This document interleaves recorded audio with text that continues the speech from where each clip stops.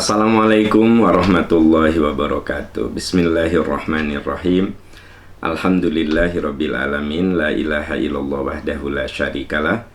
Lahul mulku wa lahul hamdu wa huwa ala kulli syai'in qadir. Asyhadu an la ilaha illallah wa asyhadu anna Muhammadan abduhu wa rasuluh. Allahumma salli ala Muhammad wa ala ali Muhammad kama shallaita ala Ibrahim wa ala ali Ibrahim fil alamina innaka Hamidum Majid.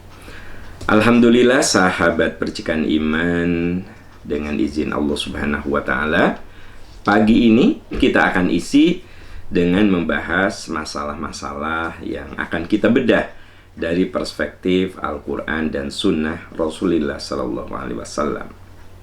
Ya, kita awali dengan pertanyaan pertama di hari Sabtu ini. Assalamualaikum Ustadz. Waalaikumsalam warahmatullahi wabarakatuh. Ustadz, semoga Ustadz dan keluarga serta jamaah percikan iman selalu diberi keberkahan dan husnul khotimah. Amin, amin. Izin bertanya, apakah penulisan bin di batu nisan almarhum ayah saya yang seharusnya bin nama kakek saya, namanya menggunakan ejaan DJ, tapi di nisannya J saja tanpa ada D-nya, ejaan lama ditulis dengan ejaan baru. Apakah ini jadi masalah atau tidak, Ustadz? Kalau nama ayah sayanya sudah betul, hanya setelah binnya salah, atau harus saya ganti batu nisannya, Ustadz? Teteh, ya, sebenarnya kuburan itu tidak ada tulisannya pun tidak apa-apa, ya. Anda kalau datang ke kuburan yang ada di Kuba, yang ada di di Kuba, ada juga di situ kuburan, ya, dekat Masjid Kuba. Terus ada juga kuburan di Baqi, ya, di sebelah Masjid Nabawi, ya. Atau Anda datang ke kuburan di Ma'la, ya. Anda lihat di sana, cuma batu saja, tep aja disimpan situ. Tidak ada nama, tidak ada apa-apa. Jadi kalau nama di batu nisan itu pakai ejaan baru, ya. J itu kan zaman dulu DJ, ya. Pajajaran DJ tuh. Nah, sekarang orang tua Anda ejaannya ejaan baru. Gimana, Ustadz? Enggak apa-apa. Enggak usah batu nisannya diganti, tidak perlu, ya. Saya bilang tadi, kuburan itu tidak ada batu, tidak ada nama di batu nisan juga nggak masalah. Sahabat percikan iman, tolong diingat bahwa aslinya, ya, di akhirat itu kita akan dibangkitkan tanpa atau belum tentu menggunakan bin seperti yang sekarang ini. Karena sesungguhnya setiap orang saat dibangkitkan hanya akan mempertanggungjawabkan dirinya sendiri. Fa'idza ja'atis sohoh, ketika hari kebangkitan, yauma yafirrul mar'u min akhih, pada saat itu orang akan meninggalkan temannya, akan lari dari temannya, akan menjauh dari temannya. Wa ummihi wa abih, akan meninggalkan ibu bapanya. Wa sahibatihi wa bani, akan meninggalkan anak dan istrinya, anak dan suaminya. Berarti nanti di akhirat mah pernasaban itu putus. Setiap orang hanya mempertanggungjawabkan dirinya sendiri. Kapan pernasaban itu nyambung lagi? Kalau sama-sama di surga. Anda bisa lihat di dalam surat Ar-Ra'du ayat 20-24. Jannatu adnin, mereka masuk ke dalam surga. Wa man sholaha min abaihim wa azwajihim wa dzurriyyatihim. Mereka masuk ke dalam surga, bertemu dengan nenek moyang mereka. Nenek moyang tuh ayah, ibu, kakek, nenek, uyut ya. Anak cucu mereka dan pasangan hidup mereka. Jadi pada saat dibangkitkan, seolah-olah pernasaban itu hilang. Makanya bin itu tidak terlalu penting. Hilang, ya. Nah, kemudian nanti setelah dihisab, fa'amma man thaqulat mawazinhu fahuwa fi 'ishatir radiyah. Siapa yang berat timbangan amal solehnya, dia dalam kehidupan yang menyenangkan. Nah, ketika berada dalam kehidupan yang menyenangkan, salah satu nikmat kesenangan itu adalah dipertemukan dengan orang-orang yang kita sayang di dunia. Bisa bertemu dengan sahabat kita, bertemu dengan nenek moyang kita, bertemu dengan pasangan hidup, bertemu dengan keluarga. Makanya rumah tangga yang hebat bukan sampai mati, tapi sampai berkumpul di surga. Itu rumah tangga yang hebat. Persahabatan yang hebat bukan persahabatan sampai mati, tapi persahabatan yang terus dijalin sampai akhirnya dua sahabat ini bertemu di dalam surga. Makanya ada ayat yang mengatakan al-akhillau yawma idzin ba'duhum li ba'din illa al-akhillau yawma idzin ba'duhum li ba'din illal muttaqin. Pada hari itu orang-orang yang bersahabat saling bermusuhan. Pada hari kebangkitan tuh saling bermusuhan, saling menyalahkan. Gara-gara kamu saya masuk neraka, pokoknya saling menyalahkan. Kecuali orang yang diikat persahabatannya itu dengan takwa. Karenanya saya sering mengatakan kita saling mendoakan. Bukan hanya bertemu di percikan iman, tetapi kita bisa bertetangga di surga. Amin ya robbal alamin. Kembali ke pertanyaan Anda bahwa nama di batu nisan, kalau ejaannya salah, tidak apa-apa, tidak perlu diubah, biarkan saja, tidak apa-apa. Bahkan ada yang batu nisannya udah copot karena terbuat dari kayu, udah hilang, tapi tahu itu teh kuburan kakeknya. Bagaimana? Ya nggak apa-apa ya. Kalau mau dipasang batu nisan lagi boleh, tidak juga nggak apa-apa ya. Wallahu a'lam bissawab. Wallahu a'lam bissawab. Ya, kita beralih ke pertanyaan berikutnya. Assalamualaikum Ustadz. Waalaikumsalam. Pak, kalau seorang suami meninggal tapi nggak punya anak, tapi punya anak angkat laki-laki, apakah saudara dari almarhum mendapatkan harta warisan? Ya, saudara dari almarhum dapat warisan. Yang tidak dapat warisan tuh anak angkat. Bapak ibu yang punya anak angkat, dengar baik-baik, anak angkat itu tidak mendapatkan warisan. Anak angkat itu kalau mau kita kasih, kalau dia ingin dapat harta dari hasil keringat kita melalui hibah, ya. Kalau warisan itu didapat melalui pernasaban. Makanya Anda tadi nanya, kalau ada seorang laki-laki, dia tidak punya anak, ya, tapi punya saudara kandung, punya istri. Siapa yang dapat warisan? Istrinya dapat warisan. Saudara kandungnya dapat warisan. Anak angkat tidak dapat warisan. Anak angkat itu termasuk yang tidak dapat. Tapi Pak Am, saya kan udah menganggap dia sebagai anak. Iya, Anda sudah menganggapnya sebagai anak, tapi dia bukan nasab Anda. Justru yang nasab itu adalah saudara kandung Anda. Nah, ini Anda bisa lihat di dalam surat An-Nisa ayat 12. Suratnya, ayatnya agak panjang. Wa in kana rajulun yurathu kalalah. Ya. Kalalah itu artinya dia tidak meninggalkan ayah, tidak meninggalkan ibu, tidak meninggalkan anak. Maksudnya ibu bapaknya sudah meninggal, terus dia juga nggak punya anak. Nah, tapi punya saudara. mau laki-laki ataupun perempuan. Maka ya, falikulli wahidi minhum as-sudus.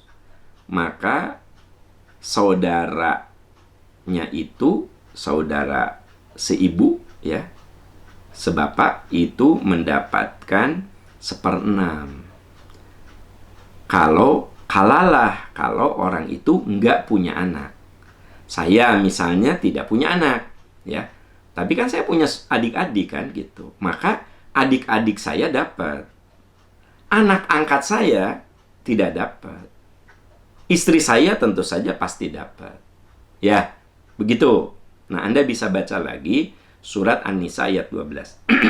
Tapi kalau urusan begini, mungkin bisa konsultasi ke yang ahlinya. Di Percikan Iman tuh yang ahlinya ada Ustadz Ayat ya. Anda bisa konsul masalah warisan, khusus spesifik warisan detailnya seperti apa.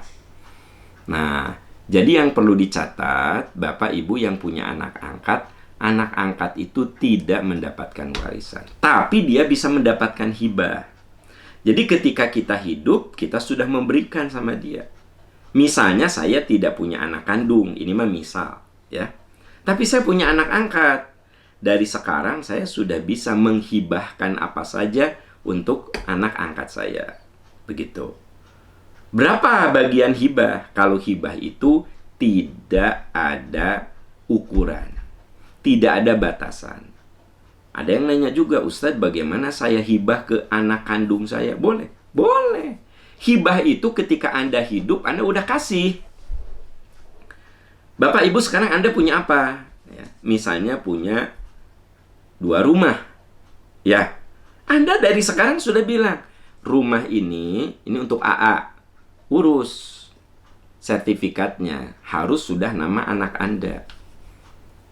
Ini rumah yang di sini untuk Teteh ya. Nah, urus aktenya, akte hibah dari orang tua kepada anak.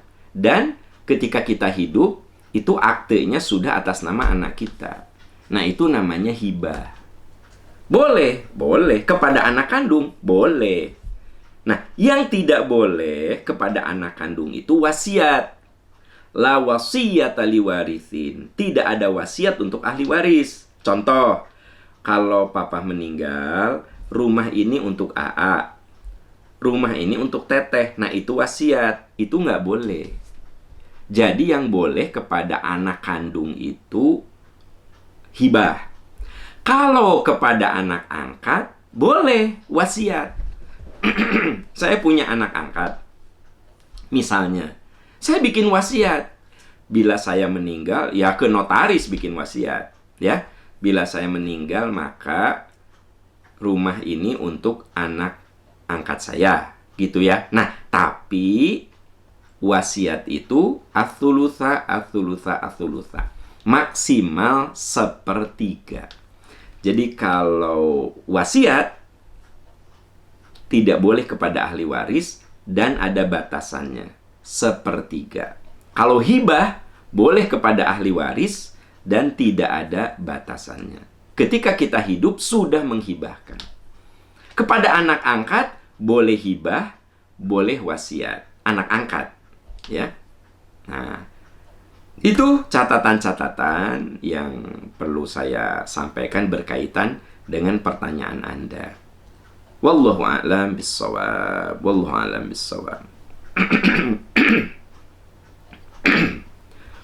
Ya, kita beralih ke pertanyaan berikutnya.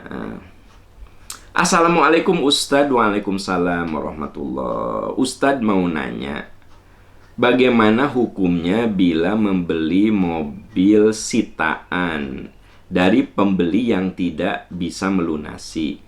Kita membelinya dengan harga di bawah harga standar karena memang pihak leasing menjual dengan harga segitu. Bagaimana menurut Ustadz?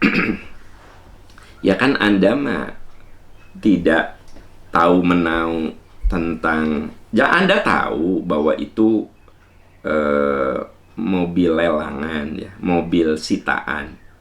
Tapi kan itu mah urusan si lembaga dengan orang yang menyicil mobil itu kan. Anda mah langsung Anda membeli kepada perusahaan yang menyita. Bahwa harganya di bawah standar, yaitu mah kebijakan lembaga yang menyita. Jadi boleh enggak? Ya boleh-boleh saja. Ya, ada rumah disita sama bank gitu. Saya mah bukan membeli kepada yang disita. Saya mah membeli kepada bank. Karena bank itu menyita rumah, ya. Lalu bank itu mengumumkan siapa nih yang mau beli rumah sitaan ini. Saya termasuk yang membeli. Nah, boleh gitu. Dolim enggak sama yang orang yang disita? Ya itu mah urusan si lembaga dengan orang yang menyicil. Dan lembaga itu tidak disebut dolim karena kan ada akad, ya. Jadi suatu itu menjadi benar karena akad. Ada yang nanya, Ustadz, ada yang beli rumah, dia DP, tapi perjanjiannya apabila tanggal 1 Agustus tidak dilunasi, maka DP itu milik pemilik rumah. Halal enggak? Ya kalau akadnya begitu halal. Saya jual rumah, ya. Anda ngasih tanda jadi, Pak Am, ini saya mau beli. Ini 50 juta. Ya. Nah, ada perjanjiannya. Setelah saya terima uang jadi itu, lalu ada perjanjian. Ingat loh, kudu bikin perjanjian. Artinya apa? Bila pada tanggal yang sudah ditentukan, ya, tidak terjadi transaksi, maka uang tanda jadi itu milik pemilik rumah di akadnya. Berarti jadi halal nggak? Ya halal. Gitu. Tergantung akadnya apa. Nah, akadnya misalnya dikembalikan 50%. Untuk pemilik rumah 50%. Akadnya seperti itu. Ya seperti itu gitu loh. Jadi kalau ada orang yang dijabel sama leasing, diambil gitu, dolim nggak tuh si perusahaan leasing? Ya nggak dolim karena kan nanda tangan menyatakan apabila sekian kali tidak membayar, maka diambil itu barang. Nah jadi saudara-saudaraku sekalian, segala sesuatu itu pada akhirnya tergantung pada akad, tergantung pada perjanjian. Itu. Dengan demikian, Anda membeli barang sitaan itu termasuk halal. Ada juga yang nanya ke saya, Pak Am, saya mau beli mobil sitaan KPK. Kan banyak mobil yang bagus-bagus tuh disita sama KPK. Lumayan lah, lebih murah 200 jutaan dari harga pasaran. Boleh nggak sih saya membeli kendaraan sitaan KPK? Ya nggak apa-apa, ya. Nggak, saya takut dosa, itu kan hasil korupsi. Ya itu kan jadi masuk ke uang negara. Saya beli mobil harganya 500 juta dari sitaan KPK. Ya, kan saya bukan membeli hasil korupsi. Uang yang 500 juta itu masuk ke negara. Halal, halal. Tapi itu mobil harganya di bawah pasaran. 200-300 juta lebih murah. Ya nggak apa-apa, wong memang akadnya seperti itu. Gitu loh, ya. Nah, jadi saudara-saudaraku tercinta, kesimpulannya, membeli barang sitaan dari suatu lembaga itu halal. Urusan sita menyita itu bukan urusan kita, itu mah urusan lembaga tersebut, ya. Bukan urusan kita. Wallahu a'lam bissawab. Wallahu a'lam bissawab. Ya, kita beralih ke pertanyaan berikut. Assalamualaikum Pak Am. Waalaikumsalam warahmatullahi. Pak Am, boleh nggak saya kemarin waktu mudik di Jawa Tengah selama 1 minggu melaksanakan sholatnya di jamak qashar? Boleh nggak? Baginda Rasulullah itu 53 tahun di Mekah. Beliau hijrah ke Madinah. Ya, beliau hijrah ke Madinah. Lalu saat terjadi Fathu Makkah, kan ke Mekah tuh. Saat berhaji, kan ke Mekah tuh. Nabi menjamak qashar gitu. Coba Anda yang berhaji ketika di Arafah, Anda sholatnya gimana? Jamak qashar kan? Duhur 2, asar 2. Nah, baginda Rasulullah Shallallahu Alaihi Wasallam melakukan itu. Padahal beliau orang Mekah. Artinya, walaupun Anda lahir di situ, besar di situ, tapi karena Anda sudah meniatkan hati, sudah pindah ke Bandung misalnya. Anda besar lahir di Surabaya.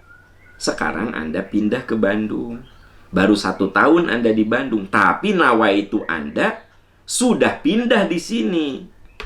Kemarin pas mudik Anda melakukan qashar, jamak, boleh. Boleh, kan ada ayatnya. Wa idza darabtum fil ardi fala junaha 'alaikum an taqsuru minas shalah. Bila kamu safar, kamu boleh mengqashar salat. Jadi dengan demikian, selama Anda di kampung halaman, di lembur Anda boleh jamak qashar. Sekalipun Anda lahir besar di sana, sekalipun waktu Anda leluasa. Karena apa?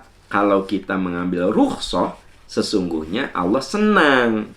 Rukhsahnya itu diambil, keringanannya itu diambil, gitu. Kesimpulannya tidak ada masalah. Walaupun Anda baru 1 tahun di Bandung, karena sudah nawaitunya pindah ke Bandung, ya ketika Anda ke kampung halaman Anda lakukan dengan jamak qashar. Selama seminggu, ya nggak apa.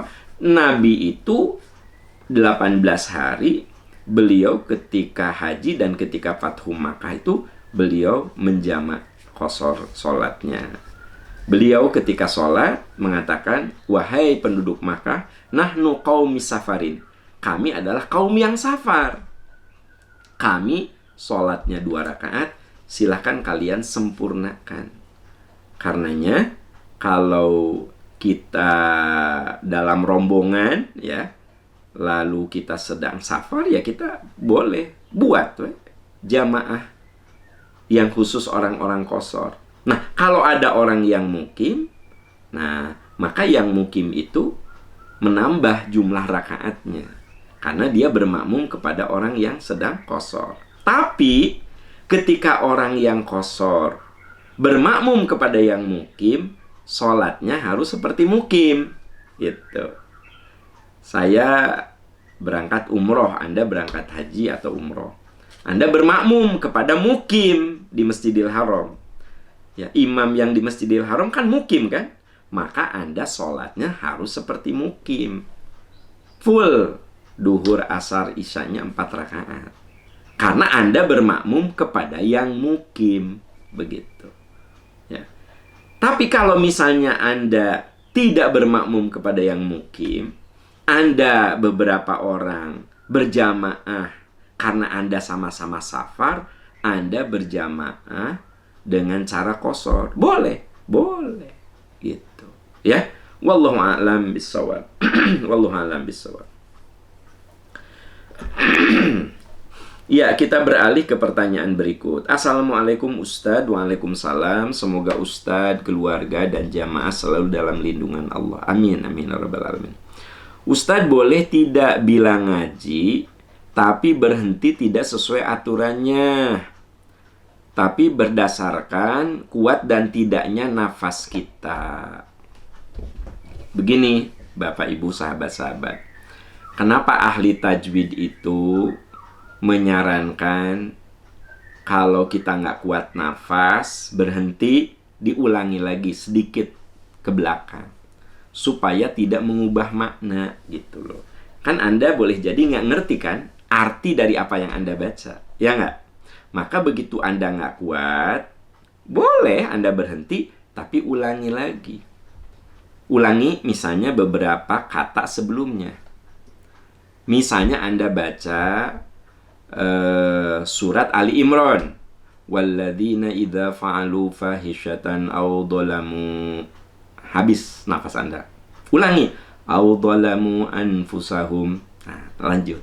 Jadi walladzina idza fa'alu fahishatan aw dhalamu. Di situ habis. Nah, Anda jangan dhalamu ya.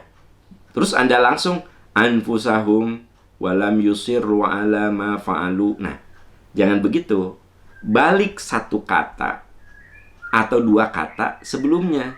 Walladzina idza fa'alu fahishatan aw dhalamu anfusahum. Nah, jadi ulangi. Nah, gitu. Supaya maknanya tidak rusak, ya. Nah, jadi ahli tajwid membuat aturan-aturan itu boleh jadi kita sebagai awam tidak faham maknanya. Maka kalau berhenti kudu diulang lagi satu kata, dua kata untuk supaya menyambung makna. Itu tujuannya. Kan simpel sebenarnya. Kalau Anda habis nafas, ya tinggal balik lagi satu kata, dua kata sebelum dari kata yang terakhir kita baca. Simpel kan sebenarnya? Gitu loh. Jadi kalau Anda bilang boleh dan tidak boleh, secara ilmu tajwid harusnya diulang lagi. Secara pemaknaan, supaya tidak mengubah makna dari ayat itu. Supaya ada sambungan makna dari ayat itu. Jadi saya melihatnya dari dua sisi. Ya, dari ilmu tajwid dan juga dari pemaknaan. Wallahu a'lam bishawab. Kita beralih ke pertanyaan berikut. Assalamualaikum Ustaz. Waalaikumsalam warahmatullahi. Izin bertanya, sudah 3 bulan ini saya merantau ke Malaysia dan tinggal di pemukiman yang kebanyakan orang India. Saya kadang ragu setiap pergi sholat Jumat karena khutbah Jumatnya menggunakan bahasa India yang saya tidak mengerti. Sedangkan itu satu-satunya masjid terdekat dan saat kerja hanya diberi waktu 1 jam untuk istirahat sekaligus sholat Jumat. Kadang saya berpikir, apakah lebih baik saya sholat duhur karena khutbah Jumatnya tidak saya mengerti? Bagaimana solusinya Ustaz? Anda kalau mendengarkan khutbah Jumat dan khutbahnya tidak Anda fahami, maka tetap berpahala dengan mendengarkan khutbah Jumat itu. Jadi kalau kita bicara Jumatan, syarat Jumatan itu berjamaah. Ya, berjamaah.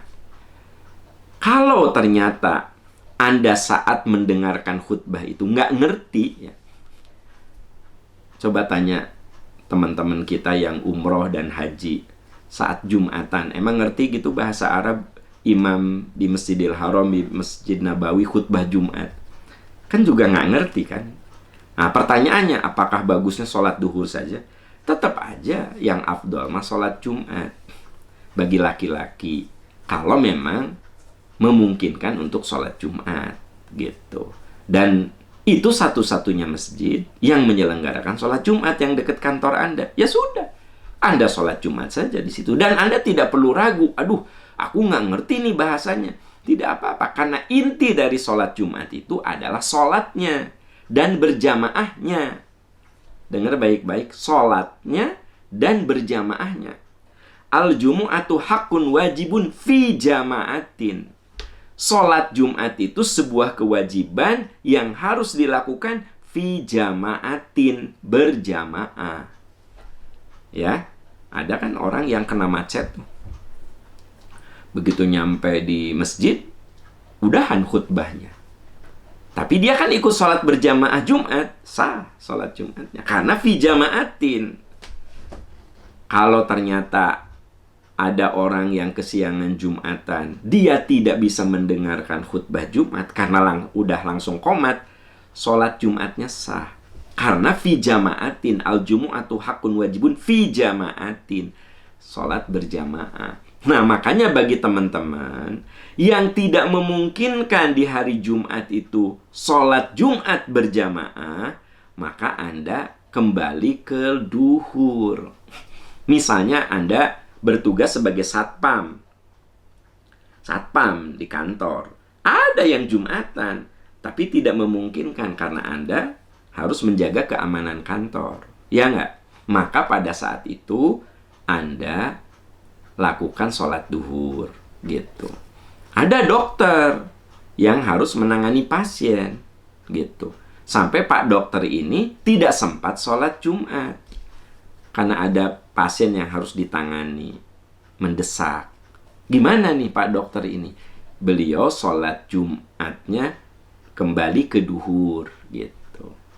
Ya, jadi teman-teman sekalian, kalau kita tidak memungkinkan sholat Jumat, Bapak-bapak, apakah misalnya Anda terhalang oleh pekerjaan Anda yang tidak bisa Anda tinggalkan, ya, maka Anda kembali ke sholat duhur, begitu. Bahkan bagi orang yang safar, kalau safar, Anda tidak Jumatan, juga boleh. Anda lakukan duhur dan asar di jamak. Saya pergi ke Jakarta hari Jumat. Saya bisa berhenti di rest area, ya. Tapi saya tidak berhenti, jalan aja terus. Nanti di rest area berikutnya, nyampe jam 1. Saya duhur dan asar. Itu hari Jumat tuh. Boleh? Boleh. Jadi ada rukhsah bagi orang yang safar untuk tidak Jumatan. Apa Ustadz dalilnya? Dalilnya jelas sekali. Nabi SAW ketika di Arafah tidak Jumatan. Dengar baik-baik, tidak Jumatan. Tapi beliau melaksanakan duhur, lalu melaksanakan asar, lalu khutbah Arafah. Ya kan? Jadi dengan demikian, yang namanya sholat duhur, sholat asar di Arafah itu jamak qashar. Padahal saat itu hari Jumat. Jadi Nabi SAW itu wukufnya pas hari Jumat. Beliau tidak Jumatan.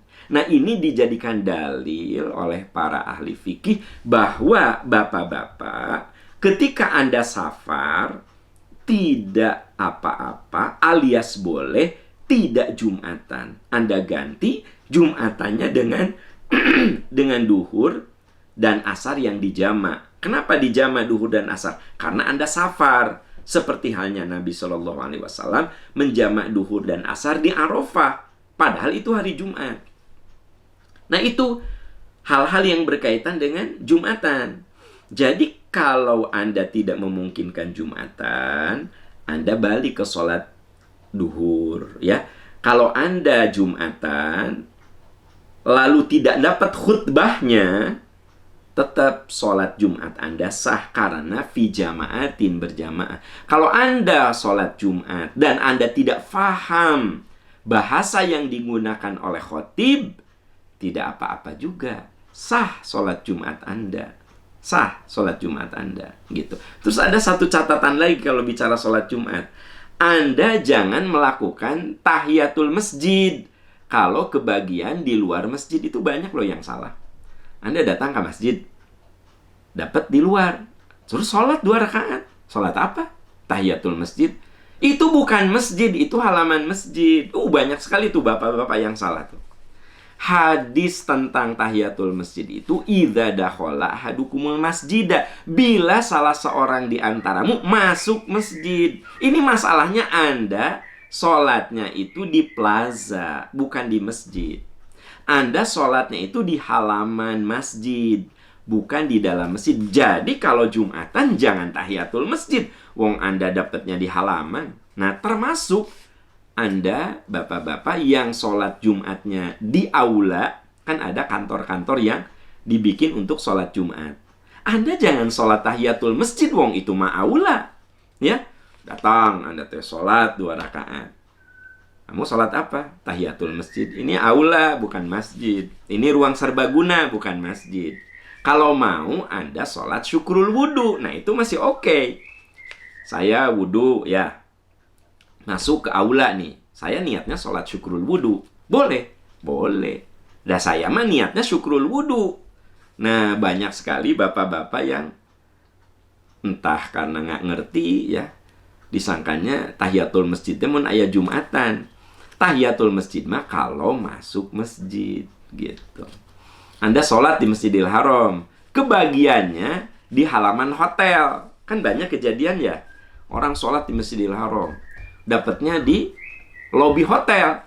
Untuk apa Anda sholat tahiyatul masjid? Dong Anda nggak masuk masjid. Tama lobi hotel. Ya sudah, hamparkan sajadah, duduk gitu loh. Nah ini sering sekali kita ini mengalami kesalahan-kesalahan yang saya nggak tahu apakah karena tidak mengerti, apakah hilaf, karena boleh jadi hilaf ya gitu.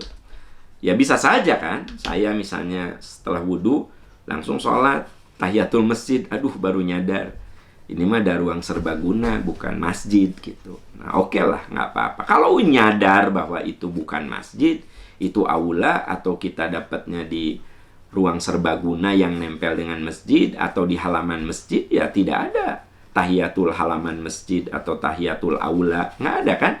Yang ada itu tahiyatul masjid. Nah tahiyatul masjid itu idza dakhala ahadukumul masjid, bila kamu masuk gitu ya. Wallahu a'lam bishawab. Ya, kita beralih ke pertanyaan berikutnya. Assalamualaikum Ustadz. Waalaikumsalam warahmatullahi wabarakatuh. Ustadz, semoga Ustadz dan keluarga serta jamaah percikan iman selalu sehat. Amin ya rabbal alamin. Pak Ustadz, teman saya suaminya itu sama guru ngajinya disarankan untuk puasa selama 9 tahun. Karena seringkali kena musibah. Nah sekarang sudah menjalani 2 tahun. Menurut Pak Am bagaimana? Bapak Ibu, kita ini dilarang untuk puasa abad. Puasa abad itu puasa yang terus menerus. Nggak boleh itu. Termasuk yang diharamkan oleh Nabi. Bukan bagus, diharamkan. Tiap hari saya puasa. Nabi itu puasa tiap hari untuk Ramadan saja. Ya. Nabi pernah menegur seorang sahabat yang puasa tiap hari. Kata Nabi, saum yang paling maksimal itu sauma Daud. Saum Daudlah. Sum yauman waftir yauman. Kamu puasa sehari, berbuka sehari. Puasa sehari, berbuka sehari. Itulah saum yang maksimal. Saum Daud. Gitu. Jadi kalau ada orang yang bilang, aduh Ustadz saya sering kali kena musibahnya, sok puasa 8 tahun ya. 8 tahun. Non-stop tuh. Itu nasihat yang tidak berdasar dari Al-Quran dan Sunnah. Bahkan bertentangan dengan sabda Nabi. Nabi mengatakan, sum yauman waftir, itu saum yang maksimal. Kalau gurunya bilang, sok atuh kamu saum Daud, oke, saum Daud. Ya, tapi kalau saum 8 tahun non-stop, tidak dicontohkan Nabi, udah mah capek, nggak berpahala. Man amila amalan laisa alaihi amruna fahuwa raddun. Siapa yang beramal tapi tidak diperintahkan Nabi, tidak dicontohkan Nabi, bahkan dimarahi oleh Nabi, fahuwa raddun, itu tertolak. Kasihan itu teman Anda. Puasa udah 2 tahun non-stop begitu, kasih tahu. Itu adalah saran yang tidak benar. Ya, bukan berarti jelek puasanya. Puasa itu ibadah, tapi kalau non-stop itu tidak ada. La somal abad. Tidak ada puasa berabad-abad. Maksud berabad-abad, puasa yang terus itu dalam Islam tuh nggak ada. Kalaupun mau saum sunnah itu saum Daud yang maksimal. Berarti inilah ajaran Islam yang sangat manusiawi, yang sesuai dengan fitrah fisik kita. Sehari saum, sehari berbuka, sehari saum, sehari berbuka. Kan itu lebih sesuai fitrah, non-stop gitu loh. Nabi itu, baginda Rasul, teladan kita, saum yang terus-menerus, kata istrinya, cuma saum Ramadan. Di luar itu, Nabi tidak pernah saum yang terus-menerus gitu. Senin, Kamis, kan ada jeda. Ya, saum pertengahan bulan itu beruntun, tapi kan cuma 3 hari. 13, 14, 15, beruntun, tapi kan cuma 3 hari. Ini 9 tahun. Wah, ini nggak ada dalil. Ya, jangan dilaksanakan. Kasih tahu beliau mungkin karena tidak paham ya, saudara-saudara sekalian. Ya, kita beralih ke pertanyaan berikutnya. Assalamualaikum Ustadz. Waalaikumsalam warahmatullahi wabarakatuh. Semoga Ustadz dan keluarga sehat, bahagia dunia akhirat. Amin ya rabbal alamin. Ustadz, jika kita membaca status WA saudara atau orang lain, tulisannya seolah-olah menyindir kita, bagaimana sikap dan tindakan kita? Karena jika mengkonfirmasi tidak memungkinkan, khawatir mengundang emosi, menimbulkan masalah. Jazakumullah khair Ustadz, jawabannya. Ini yang bermasalah itu Anda, bukan saudara Anda. Ya. Anda itu kalau baca status orang jangan, iya mah jigana ka urang yo. Ini mah sama aku, ini pasti lah nyindir sama aku. Kenapa Anda harus begitu? Jadi justru ini yang bermasalah, maaf ya Bu ya, Anda yang bermasalah. Bukan saudara Anda, bukan teman Anda. Masa tiap ada orang nulis status terus, iya mah ke saya ya, ya ke saya. Saya nggak mungkin juga mengkonfirmasi. Untuk apa gitu ya? Nah jadi kita ini jangan jadi orang yang geeran, baperan gitu. Ya. Ada teman yang nulis apa gitu ya. Coba ya, kerudungnya jangan norak. Nah gitu. Jadi teman Anda itu nulis di WA, di status WA, kerudungnya jangan norak ya. Iya mah ke orang ya. Ini mah ke aku ya. Apa itu Anda yang bermasalah? Ya.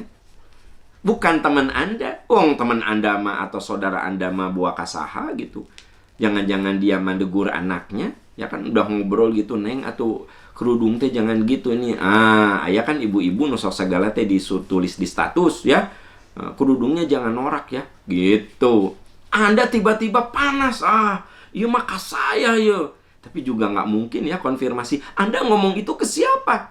Anda yang bermasalah. Ya. Sok benerin cara berpikir kita. Gitu loh teman-teman sekalian. Jadi Anda yang suudon ini mah. Bukan orang itu yang salah. Jadi kadang-kadang ya dalam hidup itu kita nyalahin orang. Padahal problemnya itu ada di kita. Gitu. Problem ada di kita. Kemudian kita nganggap orang itu bermasalah. Kan gitu. Nah, marilah kita menjadi orang yang selalu husnuzon saja. Nggak usah dihiraukan, gitu. Terus, teman-teman, janganlah kalau ada masalah itu kita tulis di status WA, gitu. Ibu, please deh, jangan nulis ayah meninggal peka, gitu. Nggak usah tuh ditulis di status WA, ayah meninggal peka, gitu. Ya. Ada juga yang nulis, kamu mah tidak solider, gitu ya. Apa gitu yang gitu-gitu ditulis. Tidak perlu ya. Jangan sampai platform medsos kita, IG, Facebook, WA itu membuat aib kita tuh terbuka. Jangan begitu. Aib tetap harus ditutup ya, dijaga. Nggak ngerti saya kalau ada yang sampai marah-marah ke suami di Facebook ya, marah-marah ke anak di WA, status WA. Nggak ngerti saya bagaimana itu ya. Terus ada yang marah sama gurunya ditulis di Facebook. Untuk apa? Kita ini harus jadi orang yang bijak, smart dalam menggunakan platform medsos. Nah kita ya, terus kita juga kudu bijak, jangan tulisan orang teh langsung, wah, iya mah ka saya ya. Nah, saya bahas sesuatu, iya si Pak Am pasti ngomongin saya nih, gitu ya. Saya misalnya bicara tentang apa gitu, ya. Wah, iya mah tentang saya ya, tentang saya. Anda yang bermasalah, bong saya mengajawab masalah, ya kan gitu. Jadi saudara-saudaraku tercinta, Bapak, sahabat, ya. Udahlah. Sekarang ini biasakan pikiran kita jernih, pikiran kita bersih, supaya sehat. Ya. Ternyata, kenapa Nabi Muhammad SAW itu wajahnya selalu terlihat bercahaya begitu? Itu karena hatinya. Beliau nggak pernah suudon, beliau pemaaf. Terus beliau membalas buruk dengan baik. Nah itu ke aura wajah itu berpengaruh. Sekarang Anda lihat WA status aja uring-uringan. Kenapa? Itu kita jadi menyiksa diri, ya gitu.